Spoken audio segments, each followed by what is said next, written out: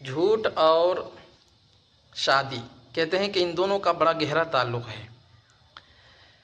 کیسا تعلق ہے میں آپ کو بعد میں چل کر بتاؤں گا۔ اس سے پہلے یہ ہے کہ اکثر و بیشتر دیکھا گیا ہے کہ شادیوں میں جھوٹ سے کام لیا جاتا ہے۔ یہ بہت ہی بری چیز ہے، اور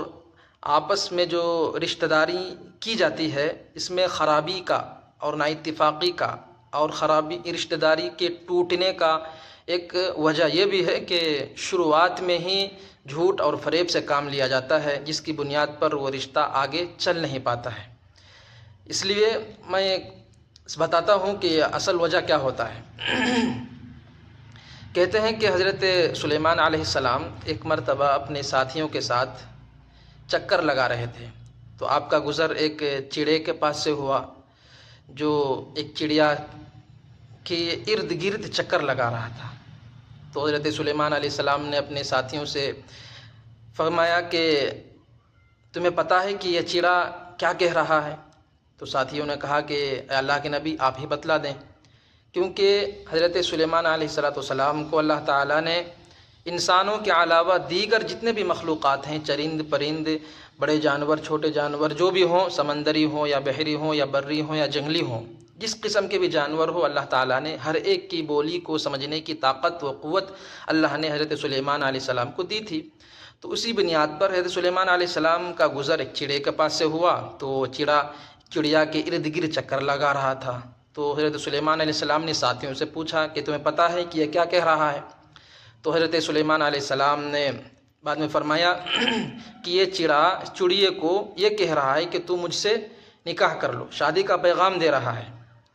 اور یہ کہہ رہا ہے کہ تم مجھ سے نکاح کر لو، شادی کر لو، پھر تو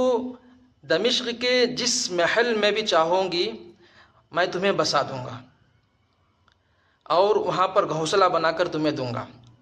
حالانکہ اس چڑے کو بھی معلوم ہے کہ دمشق کے جو محلات ہوتے ہیں وہ بڑے سنگین ہوتے ہیں، اور اسے یہ بھی معلوم ہے کہ وہاں پر گھونسلہ رکھنے کی کوئی جگہ بھی نہیں ہے، لیکن پھر بھی یہ جھوٹ بول رہا ہے۔ تو آگے سلیمان علیہ السلام فرماتے ہیں کہ اکثر و بیشتر شادی بیاہ کے موقع پر دیکھا جاتا ہے کہ اکثر و بیشتر جھوٹ کے عادی ہوتے ہیں، چاہے رشتہ لگانے والے ہوں یا جو رشتہ جوڑتے ہیں لگواتے ہیں، وہ اکثر و بیشتر دیکھا جاتا ہے کہ یا تو لڑکے والوں کی طرف سے یا لڑکی والوں کی طرف سے، جن کی طرف سے بھی ہو،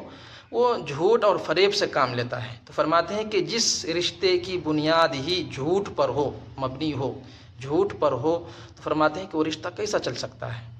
آگے چل ہی نہیں سکتا ہے۔ تو لہٰذا اس سے پرہیز کریں، کیونکہ رشتہ داری میں جب دراڑ پیدا ہو جاتی ہے، جب جھوٹ سے کام لیا جاتا ہے، تو ایک نہ ایک دن وہ جھوٹ کا پردہ فاش ہو جاتا ہے، اور جو ہی جھوٹ کا پردہ فاش ہوا تو پھر آپس میں دونوں کی نااتفاقیاں، اور جہاں پر جس رشتے میں نااتفاقی پیدا ہو جاتی ہے وہاں پر بار بار اپنی بات کو ثابت کرنے کے لیے قسمیں کھانے پڑتے ہیں، صفائیاں دینی پڑتی ہیں، اور فرماتے ہیں کہ میاں بیوی کا تعلق ایسا ہونا چاہیے کہ بات بات پر صفائیاں دینی نہ پڑیں۔